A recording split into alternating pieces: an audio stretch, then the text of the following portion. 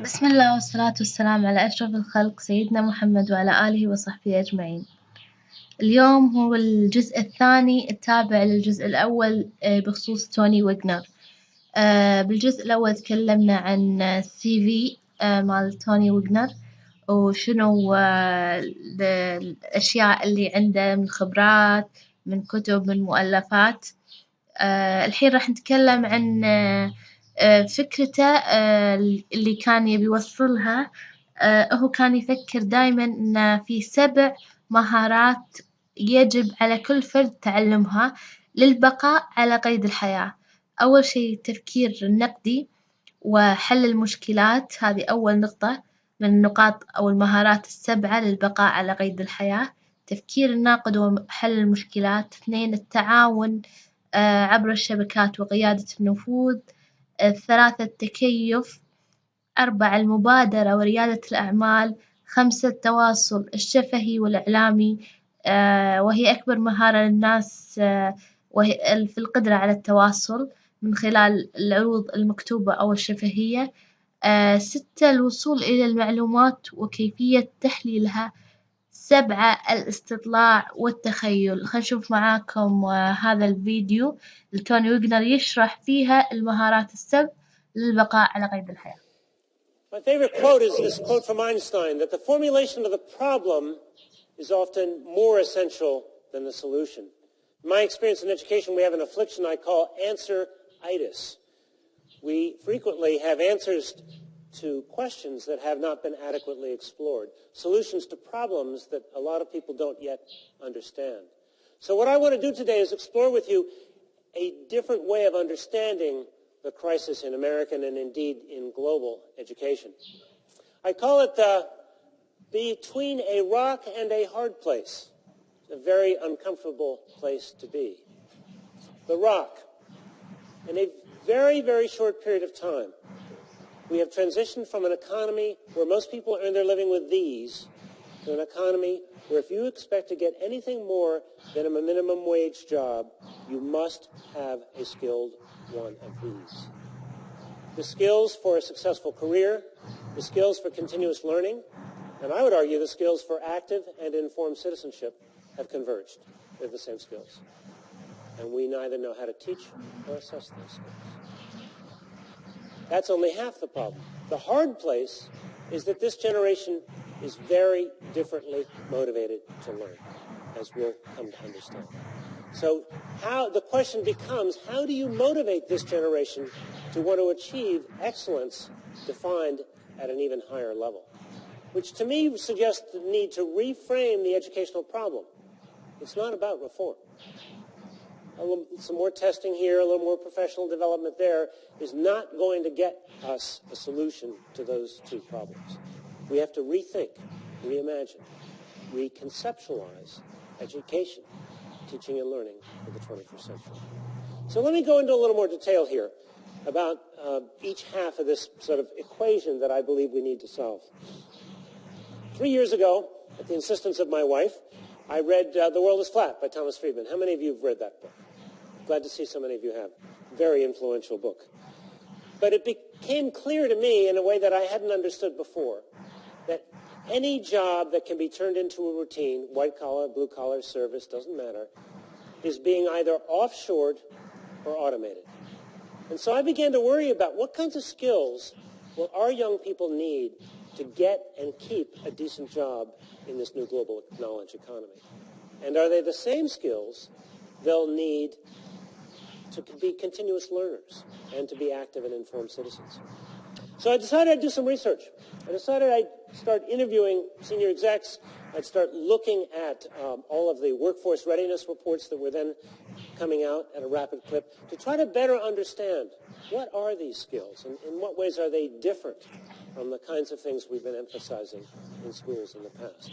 And I came to understand that there are in fact 7 survival skills which every young person will need to get and keep a good job, to be a successful learner, and an active and informed citizen in the globe, as well as in our democracy. So let me briefly describe what these are and how I came to learn about them. By the way, my understanding is that this PowerPoint presentation will be available to you on the Asia Society's website, so no need to cramp your hand with all kinds of note-taking. Here briefly are the 7 survival skills as I came to understand them. Critical thinking and problem solving. Why is that important? Because it's very clear that every organization that is competing internationally, the ones that compete the most successfully, engage all of their workers, their employees, in a process of continuous improvement of their product, their process, or their service. It was from Toyota that I learned something about the Toyota production system, where in fact, when you work on an assembly line in Toyota building cars in a team, you have 3 jobs. Contrast this with GM, by the way. Number 1, your job is to build cars, but to build them in such a way that you take responsibility for quality so that any employee can stop that assembly line at Toyota if there's a problem. Number 2, you're engaged in conversations about how to build higher quality cars with fewer defects. Number 3, you're engaged in conversations about the cars of the future and what they need to become. So that every employee is using his or her mind to think critically and to solve problems. And that's the way Toyota explicitly expects all of their employees to be engaged. Second skill is collaboration across networks and leading by influence. I came to understand from the folks at IBM that teamwork doesn't happen so much in a room anymore as it happens across the country and even more across the globe. When IBM sets out to solve a problem or to create new knowledge, they find the best talent from around the world to work together on a team that is primarily self-managed. Now, to work successfully on that team, you need a couple of things. First of all, you need to understand and respect differences. Apropos of the mission of this society, differences that are cultural, religious, racial, ethnic. These differences, I mean, these teams that these companies put together across countries are extraordinarily diverse. But secondly, you need to lead by influence. The command and control structure that has characterized so many businesses and other endeavors in recent years has collapsed, so that the person who's most effective as a leader is not leading from positional authority anymore.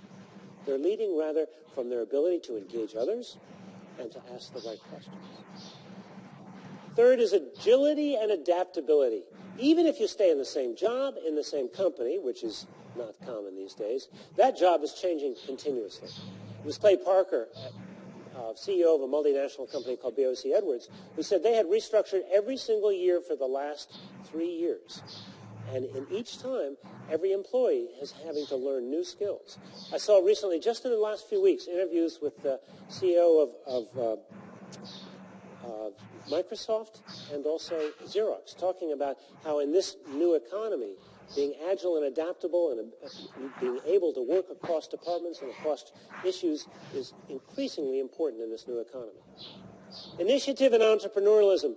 It was Mark Chandler, who's vice president and general counsel at Cisco, who said that if he has an employee who sets 5 goals and meets all goals, that's no longer good enough. He said, on the other hand, if he has an employee who sets 10 stretch goals and perhaps only succeeds with 8, he or she is a hero.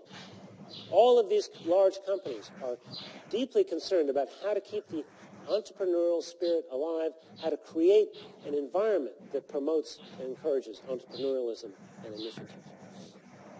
Effective oral and written communication, number 1 complaint of both employers and college teachers alike is that young people coming out of both high school and college cannot communicate effectively. There was a senior executive at Dell who said to me, first and foremost, the problem with their writing is with their thinking. They can't analyze. They can't reason. Their writing is fuzzy because their thinking is fuzzy. He said that's only half the problem. The other half of the problem, and these were his words, they don't know how to write with voice. They're so used to sort of churning out sort of papers by rote, by formula, that they can't write persuasively. They can't clearly articulate a point of view, which is extremely important in those kinds of settings. 6, Accessing and analyzing information. I mean, it goes without saying. We all know this from our experience here, that the amount of information that is available to us is increasing exponentially here as we sit at this luncheon. And so the ability not only to do an effective web search, but more importantly, to understand what is the important information, what is the really critical information from what is trivial or what won't be important tomorrow, is an absolutely indispensable skill. The last is curiosity and imagination. It fascinated me. How many of you have read A Whole New Mind by Daniel Pink? Not as many. That's another book I would really encourage you to read, because he makes the case that in a commoditized economy, where every product begins to look the same, it is those products that have some imaginative or more playful element, think of the iPod or the new iPhone, that is going to capture people's imagination. And so to be a good designer, to have creative skills becomes increasingly important in the marketplace. You got that? But if it's for me, I'm busy, okay? So, but you know, I've been thinking about this in another way recently. Did you know that 72% of the American economy has been based on consumer spending, and it's gone up every year? And people. من خلال هذا الفيديو عرفنا السبع مهارات اللي يقصدها توني واجنر في البقاء على قيد الحياة، اللي يحتاجها كل إنسان، كل طالب، كل معلم، وهي التفكير النقدي. ويقصد بالتفكير النقدي الشخص القادر على طرح الأسئلة الصحيحة في وقتها وحل المشكلات التي تواجه كل شخص. هذه النقطة الأولى. ثانية التعاون والدخول عبر الشبكات وقيادة النفوذ. ثالثة التكيف مع التغييرات. الرابعة المبادرة وريادة الأعمال. الخامسة التواصل الشفهي والمكتوب، لأن التواصل شيء مهم لتحقيق النقاط السابقة. وبعدين الوصول إلى المعلومات المهمة وتصنيفها إنها مهمة، وترك المعلومات الأقل أهمية وتحليلها.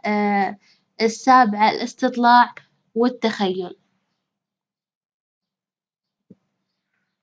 7 skills students need for future.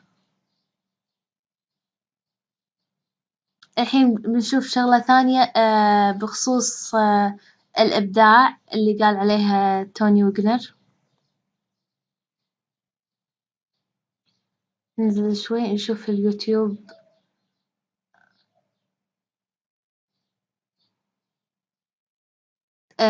هذا خلق الإبداع.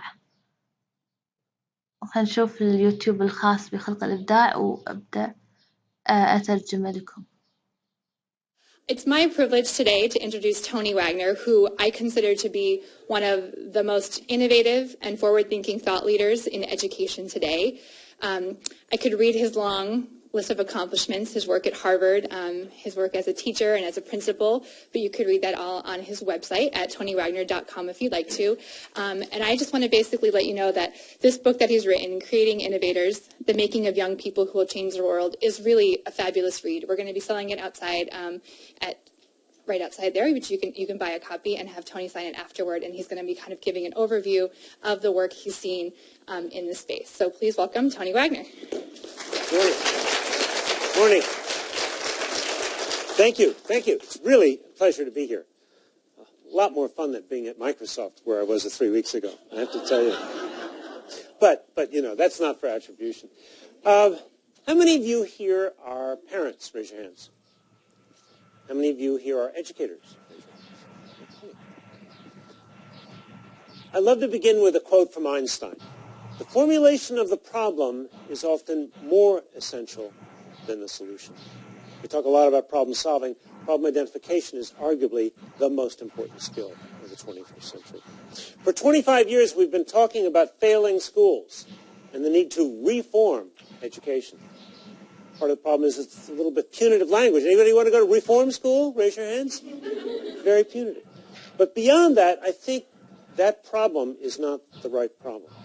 If we merely aspire to bring our disadvantaged students up to the levels of achievement of our middle-class students, we will fail all of our students and put our economy in even greater jeopardy.